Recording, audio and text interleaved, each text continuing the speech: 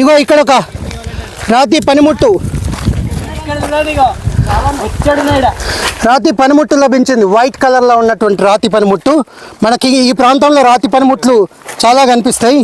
ఇక్కడ చూడండి, వారే వా బ్యూటిఫుల్, చాలా కాలం ఎదురు చూస్తున్నటువంటి స్టోన్ యాక్స్ ఇక్కడ ఉంది. చాలా బ్యూటిఫుల్. వినయ్, అరే వా. ఇక మా అజయ్కి కూడా మంచి పనిముట్టు, జితేందర్కి కూడా మంచి పనిముట్టు దొరికింది. స్టోన్ యాక్స్ చిన్నది, కానీ ఇది వెరీ వెరీ రేర్ అని చెప్పాలి. వావ్, నా కలెక్షన్లో ఎప్పుడు లేదు, నేను ఎప్పుడు చూడలేదు. షార్ప్ ఎడ్జ్, చాలా షార్ప్ ఎడ్జ్ ఉంది చూసారా. మనిషి యొక్క అవసరము ఎన్ని నేర్పుతుందో. అందుకే మనం చిన్నారులను ఏం చేద్దామంటే అనేక అవసరాలకు గురి చేయాలి. వాళ్ళ అవసరాలను ఎప్పుడు తీర్చకూడదు. వాళ్ళంతటా వాళ్ళు వాళ్ళ అవసరాలను తీర్చుకునే ప్రయత్నం చేయాలి. చూడండి, మా నాగరాజుకు కూడా ఇంకొక పనిముట్టు దొరికింది.